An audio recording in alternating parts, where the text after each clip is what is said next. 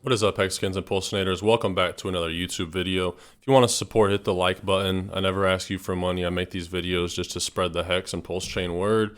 So if you want to support, give me something for free, hit the like button. Really does support, and I'm genuinely grateful. Thank you in advance. So some relevant Twitter news about Hex and Pulse. Richard has a new interview that came out recently. I have some clips from the interview I want to show you. And then a great video from Crypto Wisdom I'm going to end with, where Richard's talking about kind of the current state of Hex, Pulsechain, and the general crypto market. Let's hop right into it. So shout out to HVid Hex, one of our Hexican women. No Jumper, a YouTube channel centered around rap and like urban culture. 4.5 million subscribers. Hex made an appearance on there. So let's hear this really quick. I've been helping Monster do great things, made him a great fortune with Monster. So I'm happy. And now I'm working with Hex. I got to stake my money. Like, Hex is a cryptocurrency. I don't know if you know, it's like a real one. You can stake your money for like 15 years. So I like how he said it's like a real one, a real cryptocurrency. put money 15 years stake. That's a Cuatro Cinco stake that goes out 15 years. I could pick it up in 15 years and it builds up interest. So when I could take it, I could take all the money, millions of dollars, or I could take just the interest and restake it at the price that I bought it, which would never happen again. It's a really good investment for, especially you have kids. So like you do 15 years, you know, your kid in 15 years now, oh, I'm finna cop the car, cop this. I got a whole game plan for that. And then you could go 7 years. You could keep doing a staking ladder and keep staking it. That's like building wealth forever. I'm happy. So he described Hex pretty well. Good to see it on a big platform like that. It just only grows the community even more. Speaking of the community, good tweet from StakeHex555. Even haters are salivating to FOMO all in on Pulsechain day one because they don't want to miss out on the next 10,000x coin by Richard Hart. Too bad for them. The next 10,000x coin is Hex on Pulse Network from Hart's Law. Ethereum 14,000x in 5 years, lols. Just keep in mind what Ethereum did in 5 years. Not saying Pulsechain will do this. Even 100x return is amazing money, guys. You got to stay grounded in this space. But a lot of people are only thinking about Pulsechain right now. P-Hex is going to go crazy as well. You're not going to get a 10,000x like you did on Hex. It's not going to start at 0. But there's a lot of potential there, and I think there's going to be a lot more staking for Hex on Pulsechain as it's the premier product. Speaking of the community, all of the support of the Hex and Pulsechain community literally proves that just about the only community that came out ahead of the bear market is these guys. RIP everyone else. You'll need prayers after Pulse launches, and you realize 100x gains were easily obtainable. If you look at things like Pulsechain, whether it's AVAX, Solana, Binance Smart Chain, these products have market fit and they do typically pretty well. Add in, sprinkle in the Richard Hart game theory, it's a wrap. Right? I don't understand people that I told Pulsechain to who skipped out on it. And it could have just been because they don't like Richard Hart, which is ignorant. I understand though. But just from the fact that it's a layer 1 Ethereum solution, how could you not be interested in that? And then Hex Whalebot, 300K of Hex bought, 300K of Hex bought. People are still buying Hex. Okay, these are big market buys. What does this go to show? Demand. All right, this is the time to accumulate, not the time to be dumping your bags. Another big shout out here. Shout out to Dollar Cost Crypto. I love this dude's content, some of the best content, and a really inspirational story. Shout out my boy Jay Waller on the Fresh and Fit podcast. Thank you for the kind words, much appreciated. Let's hear what he has to say about Dollar Cost. Is crypto a good way to avoid the inflation rate? I would say the more you increase your circle, your network, there's certain accounts you can put your money in, double, triple, quadruple, but you got to know the right people. Case in point, man, we all network hard. We all know our boy Miguel. You know, if Miguel, you know, what a beautiful man. Boy Miguel. You know, if Miguel basically tells me when to buy crypto because we're friends, because if I see Miguel in Vegas, I'm buying that motherfucker steak. First of all, he's my friend. Number two, I know he's got my back if I ever have a question or I need anything, man. And that's the base of network. You find out over time, man, there's specialists in all these different things, man. And if you can share values and you can share things with each other, then it works out that networking can make you both rich. I trust Miguel in every way. Yeah, I do too. Dollar Cost is one of the best people in the community and just another platform. We're starting to see Hex grow. It's a grassroots movement. The 15-year lockup, the average lake for Hex is 7 years. That makes the community stick around. Even if it's a bear market, times are tough, you're locked in, and that's good for the community. Shout out to Hexologist. I had this up. Next Saturday, there's going to be a great stream, guys. Crypto Coffee, Hexologist, Explosive Art, not sure who this is. Probably should. There's a stream next Saturday, so keep an eye on that. It'll be a good one. These are some of the best guys in the community, and they're talking to Richard Hart. So that should be an interesting one. A good clip here from K4K, another top tier person in the community, on the origins of the Hex username. Where did Hex come from?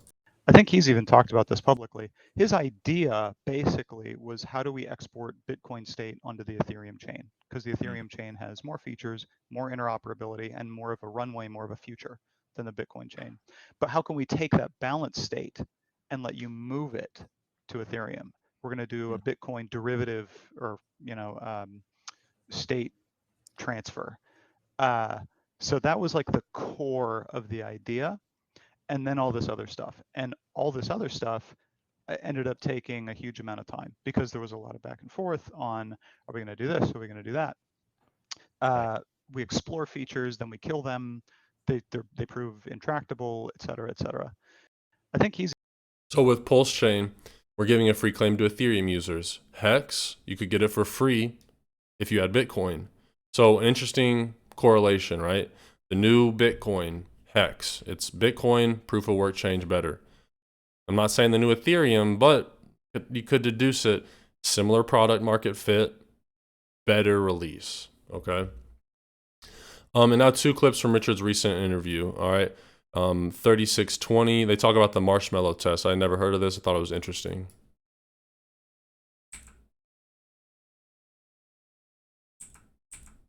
So many products where people believe that chart reading is somehow going to give them an advantage over Jim Simons. And I watch these things, and it's maddening. And you brought up, what I really appreciated was the idea that you're not going to, overall, the fees are going to eat you alive. It's less than a zero-sum game, and you're trying to take someone else's money. And what Hex did was cause you to delay. Have you read Dr. Michel's book, The Marshmallow Test? Have you ever read that? It's about delayed gratification. I didn't read the book, but I'm familiar with the what being able to work on the future instead of now lets you do. Basically, all personal development is delayed gratification. Yes. And I just monetized that. Yeah. So basically the idea is, for those you don't know, they did these studies with children, and they basically saw which children were able to delay gratification. 1 marshmallow now versus several cookies and marshmallows if they waited later. And all of those kids ended up with higher SAT scores, longer marriages, all kinds of stuff, and higher IQ. Delayed gratification is sort of, it was the highest So we all know delayed gratification is the name of the game in this community and in a lot of self-improvement in life. I thought that marshmallow test was kind of interesting. The kids that didn't take the marshmallows ended up doing better across all these different metrics. And now from a Crypto Wisdom interview, not an interview, he just clips up a lot of good stuff from RH. If you guys are still watching, comment lettuce below. You made it this far. I do appreciate it. So comment lettuce and subscribe if you're new. Hit the bell and enjoy this clip. We're just maybe doing it slightly a little faster. And our price chart hurts a little bit more because everyone's earning yield, which doesn't show up on the price chart. Furthermore, these guys say stupid things like everyone has to lock up their coins to get returns. No, in fact, when the price goes up 1,000,000% and your ROI from staking is only 40% or 60% or 20%, who cares about 20, 40, or 60 when there's $1 million on the table? The vast majority of your gains in Hex are from the US dollar appreciation, not from locking. All Hex is Bitcoin with a proof of work change. Bitcoin inflates to destroy the environment for security, which hurts the price. Hex inflates, not to destroy the environment. We have very, very, very, very minimal environmental impact, and to reward people to hold the price up. It's just Bitcoin with proof of work change. If you call Hex a Ponzi, then Bitcoin's also a Ponzi, because they're both systems that are closed systems that just inflate over time. Let's get, well, it is proof of work right now. It's just packing on top of other proof of work that's already sunk cost. So we're making the Ethereum blocks more efficient. Right. So we still do burn the environment a tiny, tiny, tiny little bit, but Pulsechain solves that, and ETH 2.0, if it ever comes out, solves that. So here's the real world. The real world is people want to de-risk out of crypto. And your options to de-risk out of crypto is lose all your anonymity, lose all your privacy, lose all your rights, and suck middlemen D, and send your coins to an exchange and hope that they give you something that looks like $1 in return. That's the opposite of why crypto was invented. Crypto was invented to get rid of middlemen. And so in the Ethereum system, when you're in ERC20, you get some really cool advantages. One, you're not getting 51% attacked like a smaller chain coin, like Ethereum Classic, etc. Two, you're plugged into DeFi. You can take out loans, you can take out leverage, you can get into stable coins, you can trade to other coins, and you can even have anonymity. And those are all amazing features. And so when you use Hex, you get all of those benefits that the Ethereum chain and other projects offer, and you get protection against inflation bugs when it's the most dangerous and widely propagated bug in all of cryptocurrency is the inflation bug, which means anyone can mint as many free coins as they want, and they happen all the time. Hex is extremely resistant to that form of failure because our consensus code is locked and isolated in a contract where no one can accidentally edit it. Now, guess what systems don't have that property? Bitcoin or Ethereum. Hex is more secure than Bitcoin. Explain to me how that's off track. Sure. They all outperform Bitcoin. Dogecoin outperformed Bitcoin. Yeah, absolutely. Outperformed Bitcoin. Hex I mean, outperformed Bitcoin. I can make Almost a coin right everything's now. outperformed Bitcoin. I can make So a why coin. do you like Bitcoin? Are you crazy? Right. Everybody's tried to knock off Hex. They all go to zero. It's Why the do- funniest price charts I've ever seen. Like they Why- just why- go down forever. Every one of them has failed in their own special way. You know that family, like all happy families are the same, but every sad family is sad in its own unique way. Well, all the people that have tried to knock off Hex have failed in their own ways. One got rug pulled at launch by the devs, and then they launched like a new copy of it.